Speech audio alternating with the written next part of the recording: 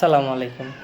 আসলে ওই একটা রিলস দেখতে দেখতে মানে আর কি একটা জিনিস শেয়ার করতে আসলাম। জিনিসটা হচ্ছে যে আপনার একটা মেয়ের রিলস বলতেছে যে আপনারা একটা 22 বছর মেয়ের থেকে কিভাবে আশা করেন যে আপনার একটা 40 বছরের মেয়ের মানে মেয়ের এক্সপিরিয়েন্স বা ধৈর্য, ঠিক আছে, এখনকার জামানায় যেই অবস্থা, ঠিক আছে, ধৈর্য টর্য এগুলো তো মেয়েদের খুব কম।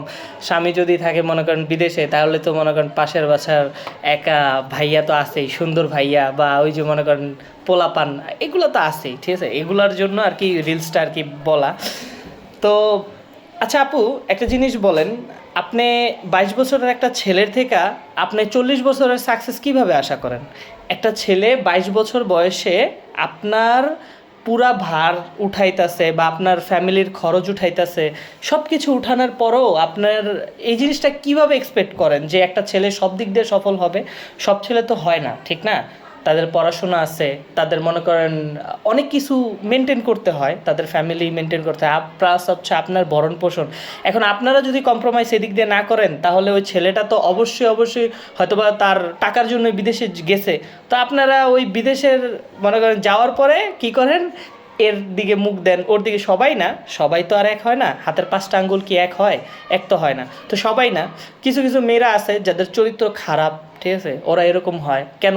আমরা তো আমার মনে হয় আমরাই সবচেয়ে মনে করেন মানে আমরাই হচ্ছে শুরু, আমাদের জামানা দিয়েই শুরু। আমাদের মা খালারা তো এরকম হয় নাই, আমাদের জামানা থেকেই শুরু যে এই মনে করেন পরকীয়া, এটা সেটা। তা আমি মনে করি যে আপনি যদি আপনার এক্সপেকটেশন একটু কমান, তাহলে হয়তো বা আপনার স্বামীও আপনার এক্সপেকটেশন মতোই দিতে পারবে, ঠিক না? আপনি 40 বছরের ধৈর্য রাখতে পারবেন না, তাহলে আপনি কিভাবে এক্সপেক্ট করেন আপনার জামাইয়ের 2 কোটি, 4 কোটি, 5 কোটি, 10 কোটি টাকা হবে? ঠিক আছে, সে যদি আগের থেকে বড়লোক না হয়। তো এইসব জিনিস একটু খেয়াল রাখবেন, ঠিক আছে? কারণ ছেলেরা সব কিছু মনে করেন এতটা সহজ না। একটা ছেলের কত কিছু যায় একটা নিজের মধ্যে দিয়া, এটা একটু বুঝার ট্রাই করেন। যদিও এটা আমি বলতেছি, হয়তো বা আপনারা বলবেন যে ছেলের পক্ষপাতিত্ব। না না, ছেলেদের পক্ষপাতিত্ব না, জাস্ট বললাম আপনারে আপনি ধৈর্য রাখতে পারতেছেন না। তা আপনি কীভাবে আশা করেন একটা ছেলের এরকম 5 কোটি 10 কোটি টাকা হবে? আরও সে যদি কামাইতেও যায়, আপনার ওইখানেও যায় ওরে চিট করবেন? স্বাভাবিক কষ্ট তো লাগবেই, ঠিক না? এরকম জিনিস না করলেই হয়। আল্লাহ হাফেজ।